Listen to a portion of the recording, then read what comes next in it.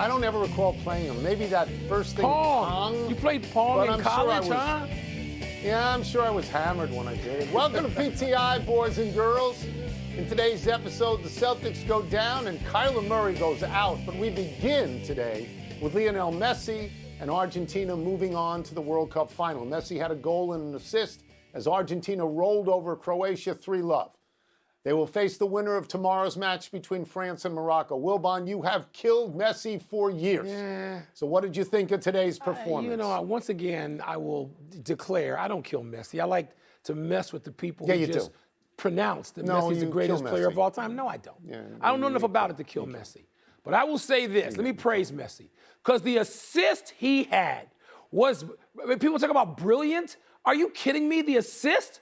I mean, the assist where he just takes on somebody who's one of the emerging players, defensive players of the tournament, and just goes right by him down the, baseline, and nutmegs him and winds up producing this incredible goal. Look, Messi had the goal in the PK. He had the assist. He's back in the final. He's back in the championship game, Tone. He's in this for the second time in 3 years. Lost to Germany before. And so for the people who say Messi's the greatest of all time, I think you have to have this on your resume. I don't think your resume can not have World Cup on it, but he may have one. Good for him. Yeah, so here's the deal. You've been killing him for years. No, You're not just tweaking him. I'm tweaking. You said he's not the GOAT because he doesn't have a World Cup. He doesn't. Because he doesn't have a World Cup. So now he has a chance for the World Cup. So I was watching this game, and in this first half, when they got the 2 goals in about, 2 minutes or something like that, and you see the long pass to the guy streaking, and one results in the penalty kick, and one is a clean goal. If you're the Croatian goalie, you think a freight train has just come through. I mean, it's really moving. And I said this the other day about Messi, and I got a chance to see it again. He is so controlled on penalty kicks. In fact, so slow as he goes up to it, and then kicks it 700 miles an hour. He blasted that one. So he really's got that. Well, see, this is the thing I didn't know. What? You learn something new in soccer every day. I didn't know that Messi could take the penalty kick when the other guy got fouled. So I said, what's going on? But I also had a conversation today where I was told that 2-0 is the shakiest lead. Well, they say that in hockey, too. They say in the NHL how can that be true? How could it be more shaky than 1-0? But I guess 3-0 isn't quite as shaky, is it? Not 3-0. Here's what wasn't shaky. The assist. Come on. The setup. To set up that goal with that individual brilliance. And again, I don't kill Messi because I don't know enough. Yeah, you do. I kill the people who slurp Messi, and if you become one of them, I'm going to kill you. I'm just saying. No, you kill Messi. Let's move to the NFL, which we allegedly know more about, where the Cardinals not only lost to the Patriots last night, they also lost a quarterback, Kyler Murray. That's sad. Murray suffered a torn ACL in his right knee while planting untouched on a scramble. Had to be carted off. Again, it was sad. Colt McCoy came in, but the Patriots sacked him 5 times en route to a 27-13 win. Tony, what does this win mean for the Patriots? What does this loss mean for the Cardinals? Easier to deal with the Cardinals first. What the loss means, it was already a disastrous season. Now it's over. Now it's simply over. And they have extended the contracts of the coach and the quarterback for a tremendous amount of money. And the franchise, with a torn ACL, Kyler Murray may not be back next year. So the franchise is complete toast, and it's mortgaged up to here with those two fellas. They were 7-0 last year, Mike. Yeah, since then they are 8-15 with one home win this year. One. And they've closed each season year after year after year badly. It's a little, excuse me for coughing. It's a little harder to gauge what the win means for the Patriots because the Patriots, I understand they're 7-6. I understand they could make the playoffs. I think their last 3 games are like the Bengals, the Bills, and the Dolphins, so they could be 8-9, 9-8. They have no offense to speak of. They're 18th in offense. They got a quarterback, Mac Jones, who yells at people like Tom Brady, but he ain't Tom Brady.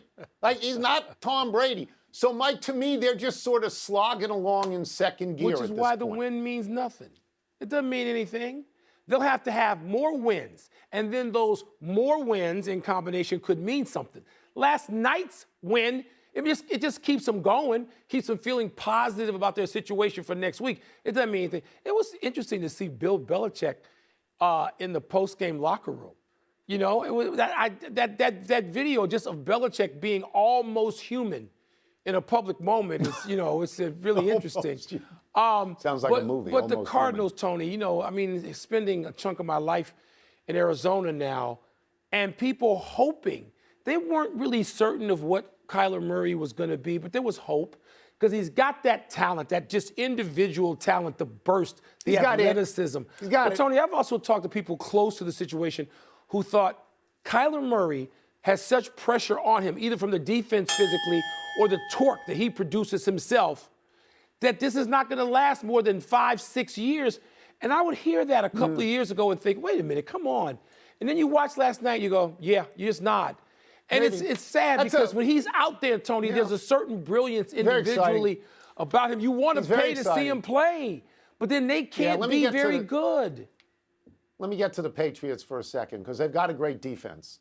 And Bill Belichick can still coach defense, and so can Matt Patricia, which is why it's odd Matt Patricia is coaching offense now. Mike, when you watch them, a couple of years ago with Cam Newton and now with Mac Jones, you have to understand how great Tom Brady was. And for how long Tom Brady was great. Tom Brady could make water into wine. Not many people can do it. We move on. Last night, the Clippers beat the Boston Celtics. That's the Celtics' second loss in a row on this Western Conference road trip. Kawhi Leonard had his best game so far this season. He had 25 points on 10 of 12 shooting, 9 rebounds, 6 assists. Wilbon, big deal, little deal, no deal? Tony, it's a deal. And it could be a big deal, but only in retrospect. And that's because when you look at the Clippers, there are people who coming into the season, I'm going to cite 2 of them. Charles Barkley and Kenny Smith, said in real time, these guys are going to win this year. And I remember I've talked to both of them saying, wait a minute, hold on now.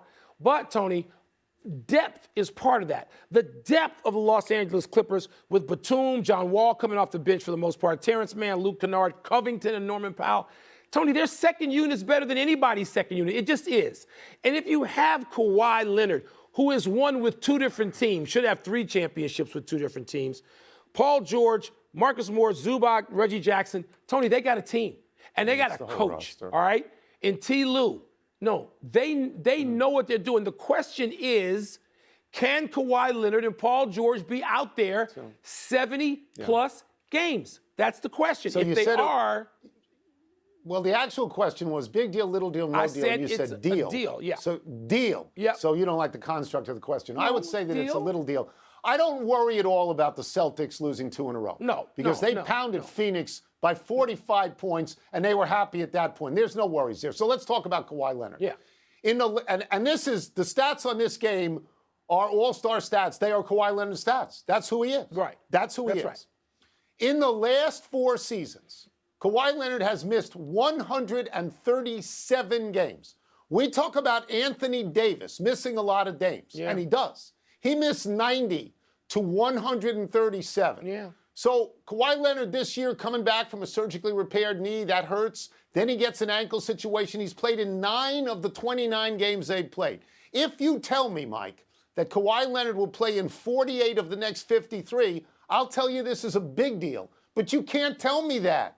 Nobody can tell me that. That's why I said we only don't in know, retrospect. Right. Yeah. Well, I said little deal. I said little deal because of that. Because there's no guarantee with Kawhi Leonard. And this is true for a lot of great athletes. Once you start getting hurt, you go down that hole and you don't, it's so hard to climb out. We got to point this out, Tom. Kawhi Leonard missed a season. He missed a season. That's in right. San Antonio. That's full season. And he came back and won a championship after missing a season. We've seen him do it. Because he's a great talent. Now, you're he's right. a great talent. When it happens multiple times, you wonder, them. you know? We should be talking about the Nets. The Nets have won 4 in a row, 8 out of 9, 11 out of 14, something like that. Yeah. Kyrie Irving hasn't done anything stupid. Yet. And Ben Simmons is fitting in. We should talk about them, but not today. Let's take a break. Coming up, does your boy Jared Goff suddenly have a brighter future than Matthew Stafford?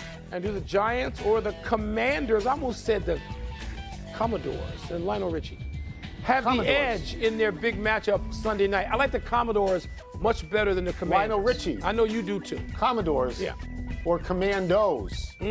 Commanders. Commander.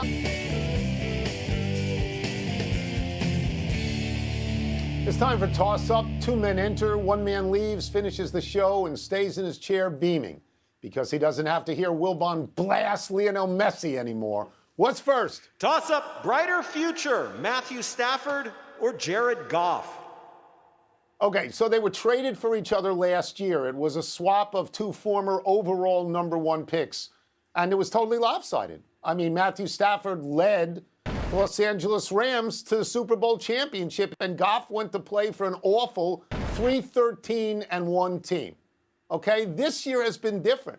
Stafford has been hurt a lot. The Rams have cratered. They stink. And he's going to be 35 in February, and you have to wonder what kind of future he has. Goff has a future. Goff's 28 years old. The Lions have gotten a lot better this year, and so has Goff. Mike Goff has 22 touchdown passes, and he's got 7 picks. He's the number 7th rated passer in the entire NFL. I cannot believe I'm going to say this, because I thought Goff was going to be consigned to abject misery in Detroit, but he has the brighter future. Of course Goff has the brighter future. 28 and 34. That's enough right there. 28 years old, 34 years old. Stafford doesn't have much of a future because he's 34. But you mentioned lopsided, which makes me laugh. Because Goff got to a Super Bowl a hell of a lot sooner than Stafford did. He got there with the Rams because the Rams in a lopsided way are a better franchise or have been than Detroit. So it's not like those two guys determined that. Their franchises' statures were already set. Goff they've been to the same number of Super Bowls. It's just that Stafford won one. Goff did not. So he's got some time. He's got a little time. He's got a 6 or 7 or 8 year run, you would hope, if he can stay healthy. Stafford doesn't have that long. He's not going to be Tom Brady. But he looked like a bust for a while. There was an assumption somehow that he was going to be a bust as the overall #1 pick, and now he looks like he's ascending. Now he looks. Goff went to a Super Bowl, Tony. Goff went I understand, to a Super Bowl. but they were terrible. Didn't they lose by like 30 he's going points? to a Super Bowl. It can't be a bust then. All right, what's next? Toss up, who has the edge on Sunday night, the Giants or the Commanders? This is very easy. It's Washington. Look, here's what's happened. Washington and the Giants played to a tie 3 weeks ago. Then Washington had a bye, and now they played the Giants again. So for 3 solid weeks, they can think about the Giants and only the Giants. The Giants couldn't do that. They had a game last week against Philadelphia, and they got killed in that game, absolutely killed. The Giants are 1-4-1 in their last 6, and Washington, and I don't know how this has happened, is 6-1-1 in their last 8. Washington is going to win this game and make the playoffs. They're going to make the playoffs, and the only drawback is it's a home game, so they'll be playing in front of a frenzied Giants crowd. They will be. Because they have no fans at the moment. They will be. There will be 45,000 people there, and 35,000 of them will be wearing giant blue. You know, I mean, there's no question about that. But, Tony, in the victories you mentioned I'm going to say Redskins, for the Commanders and their record over those last recent games, they beat Philly. And they manhandled them. I'm not talking about the final score being lopsided. I'm talking about the way the game was played. Owning the line of scrimmage. That's what the Commanders did. So they have that working for them. They also have had this extra time, as you say, to study and work on the Giants who've gone down a hole.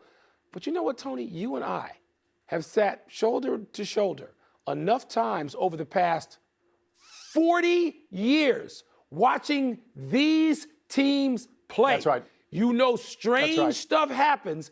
There's inexplicable stuff that happens. You go, wait a minute. Washington was supposed to win this game. They have a clear advantage. They're supposed to win this game. But I'm not going to put it past them. I'm not putting a lot of points on this game in my confidence pool, if you know what I'm saying. I'll tell you this. We sat there a lot of times with 2 of the greatest coaches who ever coached. Yes. Bill Parcells and Joe Gibbs. Yep.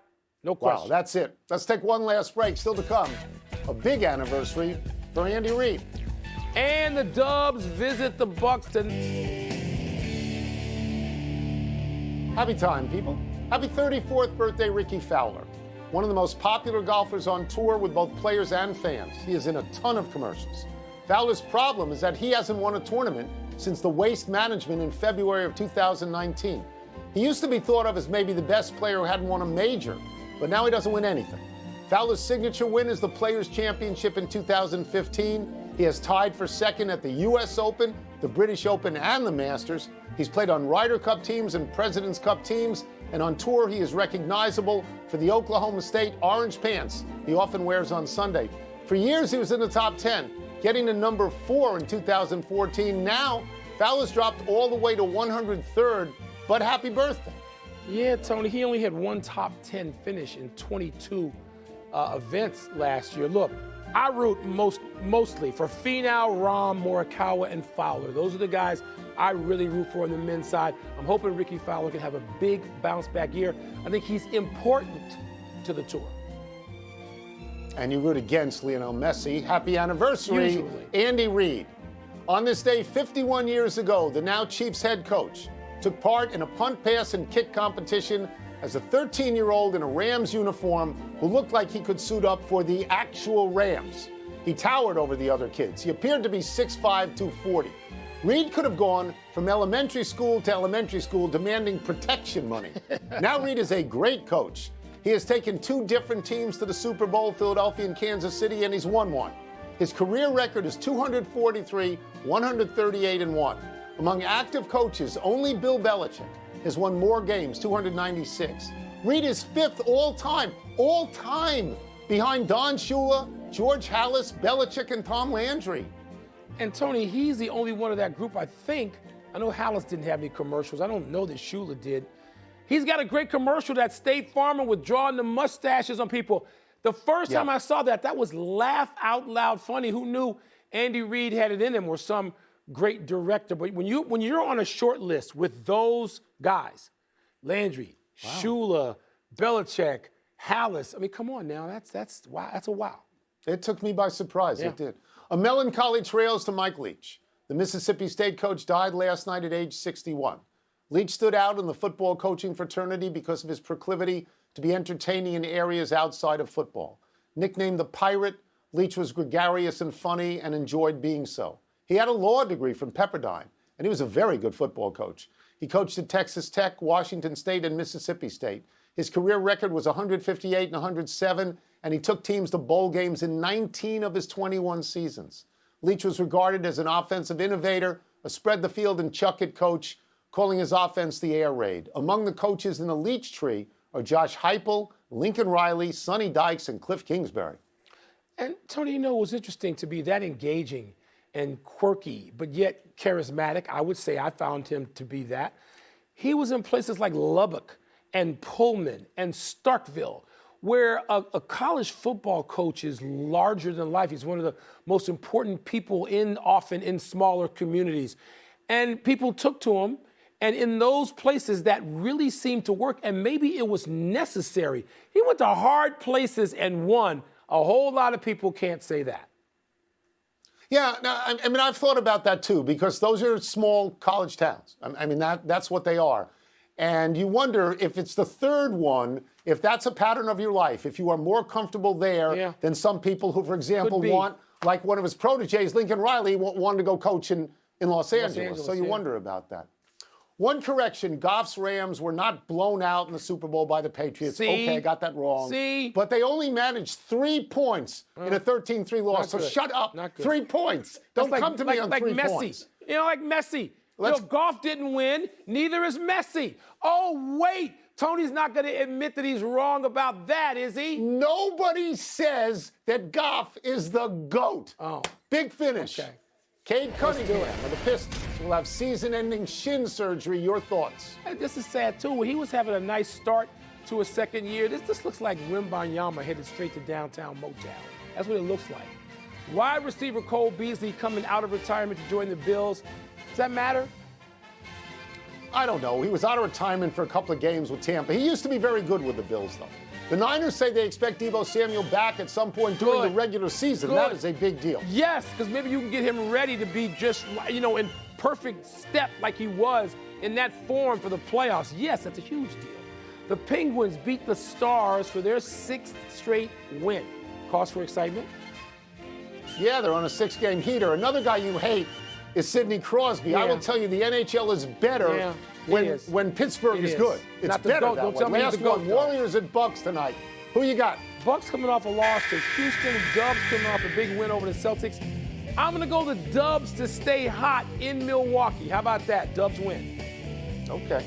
We're out of time. We'll try and do better the next time. I'm Tony Kornheiser. I'm Mike Wilbon. Same time tomorrow, you knuckleheads. You can get the PTI podcast on the ESPN app or Apple Podcast. And now, here's SportsCenter.